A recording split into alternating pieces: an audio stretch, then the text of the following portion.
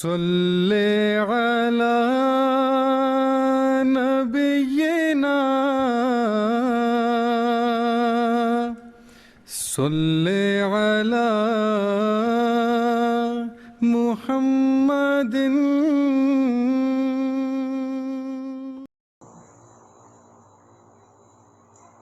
Assalamualaikum Pak Mubalik. Waalaikumsalam. Alim, gimana? Ada yang bisa dibantu? Iya Pak, barusan saya membaca Al-Quran surah Al-Imran sampai di ayat ke-46. Di sini disebutkan bahwa Nabi Isa alaihissalam mulai berbicara dengan manusia itu ketika masih dalam buaya. Dan sebagaimana umumnya diketahui bahwa salah satu mukjizat dari Nabi Isa alaihissalam adalah berbicara ketika masih dalam buaya. Jadi sebetulnya apa maksud dari ayat ini? Apakah benar-benar seperti itu kan? Iya. Ya. Karena Jadi, ini bertentangan, bertolak belakang dengan akal kita, Pak. nalar ya. Dengan nalar kita. Ya. Memang pemahaman yang seperti itu umum dipahami oleh sebagian besar umat Islam, ya, bahwa berdasarkan ayat Al-Qur'an yang tadi itu, auzubillahi minasyaitonirrajim, wa yukallimun nas fil mahdi wa kahlam wa minas sholihin.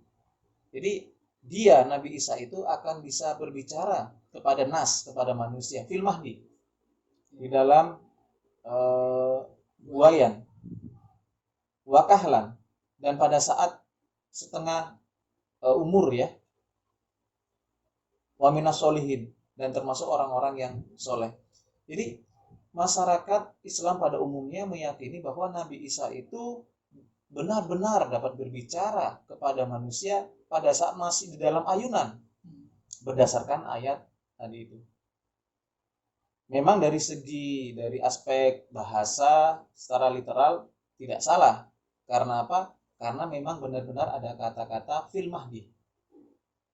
Namun persoalannya adalah apakah benar-benar Nabi Isa itu dapat berbicara kepada manusia pada saat masih bayi, masih dalam ayunan, ya. Nah, untuk menjawab itu, Alim, ada beberapa variabel, ada beberapa hal, ada beberapa aspek yang harus diperhatikan.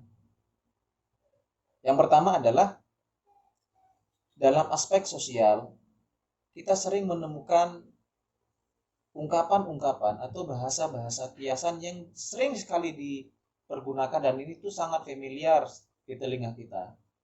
Misalnya, kita sering menggunakan kata-kata buah hati, panjang tangan, kemudian apalagi buah tangan, termasuk bau kencur. Ungkapan-ungkapan tersebut tentunya kita tidak bisa artikan dengan arti yang sesungguhnya, karena akan bertentangan dengan nalar kita. Misalnya buah tangan, apakah benar tangan itu bisa berbuah? Kan tidak. Misalnya kemudian buah hati kan tidak bisa berbuah. Atau anak buah, Pak. Anak buah, benar, anak buah. Atau juga ada istilah tadi itu bau kencur. Istilah bau kencur itu kan untuk orang yang dianggap masih kemarin sore, secara usia belum waktunya dia, ya. Termasuk dalam kondisi itulah Nabi Isa. Jadi dari segi aspek sosial pada saat itu yang berdasarkan sejarah dan hukum-hukum yang ada pada saat itu, Nabi Isa masih digolongkan pada fase-fase seperti itu. Fase-fase yang bagaimana? Kita lihat Nabi Isa pada saat beliau mendapatkan amanah menjadi seorang nabi, beliau pada saat itu berusia 30 tahun. Saya masih ingat sekali di dalam Alkitab, kebetulan saya punya Alkitab di dalam laptop saya buka. Ini ada di dalam kitab Lukas pasal 3 ayat 23. Nanti Alim kalau di rumah ada Alkitab bisa lihat. Di sana tertulis begini, ketika Yesus memulai pekerjaannya, ia berumur kira-kira 30 tahun. Jadi memulai pekerjaannya, artinya ketika mulai mendapatkan tugas sebagai nabi, ia berumur kira-kira 30 tahun. Jadi umur 30 tahun. Dan menurut anggapan orang, ia adalah anak Yusuf, anak Eli. Jadi dari ayat Alkitab ini jelas dikatakan bahwa Nabi Isa itu ketika mendapatkan amanah sebagai seorang nabi dan memberikan petuah-petuah, mengajarkan kepada masyarakat Yahudi pada saat itu, Bani Israel pada saat itu, usia beliau itu masih 30 tahun. Relatif sangat masih muda sekali. Tetapi di sisi yang lain, ya, kita melihat masyarakat Yahudi Ortodok pada saat itu terikat dengan hukum. Apakah itu hukum Taurat, ya, hukum-hukum yang lain, termasuk hukum Talmud. Ada apa di hukum Talmud? Berdasarkan hukum Talmud yang direferensikan dari buku, dari kitab Mishnah, ya, dan Gemara, di situ disebutkan bahwa manusia atau orang Yahudi itu diklasifikasikan berdasarkan 14 fase. Jadi manusia itu hidup dari awal sampai meninggal itu diklasifikasikan berdasarkan usia. Misalnya usia 5 tahun itu disebut masa membaca. Usia 10 tahun adalah masa untuk belajar hukum-hukum. Dan seterusnya. Dan Nabi Isa itu di usia 30 tahun, itu masa kuah namanya. Masa kuah. Pada masa 30 tahun, seharusnya belum diperkenankan untuk memberikan petuah-petuah. Belum diperbolehkan untuk mengajar. Apalagi memberikan petuah dan mengajar kepada rabi-rabi, kepada ulama-ulama Yahudi pada saat itu.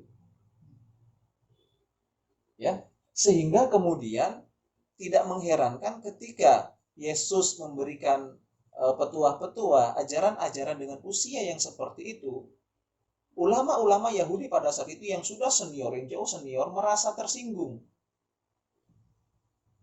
Ada ekspresi ego, ya, keluar dari mulut mereka dengan cara mengatakan kepada Yesus, kamu ini anak yang kemarin sore, baru anak bau kencur. Termasuk dengan ungkapan, kamu ini anak masih di dalam buaya.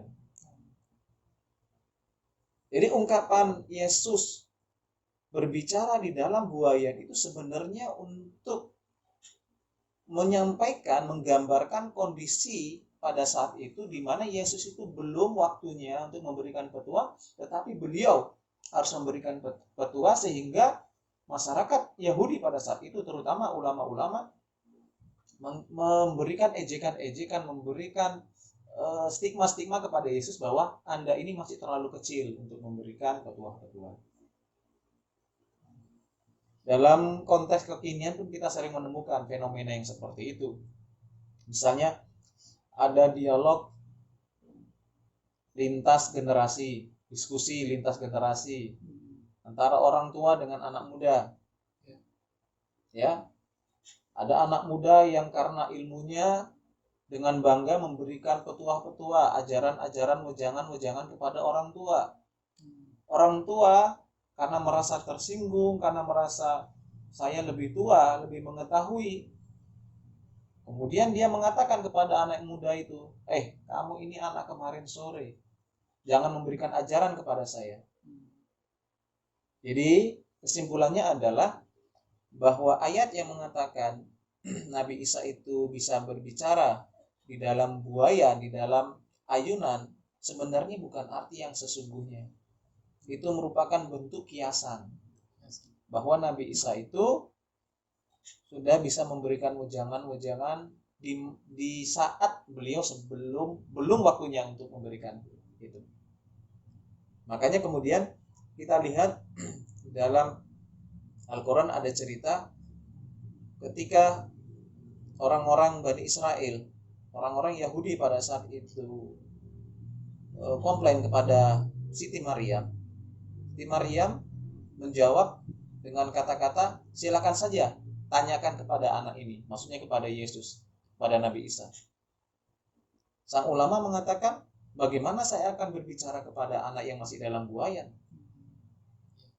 Ya, jadi seperti itu. Paham ya? Paham. Alhamdulillah. Jazakumullah atas penjelasannya. Iya, jadi sekali lagi ini bukan arti yang sesungguhnya. Ini hanya bentuk kiasan saja. Oke, Halim. Iya Pak. Ya. Terima kasih. Iya, sama-sama.